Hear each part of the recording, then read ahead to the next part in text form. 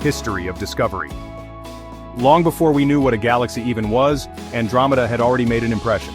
Ancient Persian astronomers wrote about a little cloud in the sky, one that didn't twinkle like the stars. That cloud was Andromeda, and for centuries that's all anyone thought it was, a fuzzy patch in our own galaxy. Then came 1924. Edwin Hubble, yes, the guy the telescope's named after, changed everything. Using a powerful telescope, he found variable stars inside Andromeda and measured their distance. What he discovered shocked the world. Andromeda wasn't inside the Milky Way at all. It was its own separate galaxy, millions of light years away. This moment shattered our idea of the universe. Suddenly, the Milky Way wasn't the universe, it was just one galaxy in a cosmos full of them. Andromeda opened the floodgates to modern astronomy. It was the first galaxy we truly understood as being independent of our own, and it forever expanded our cosmic horizon.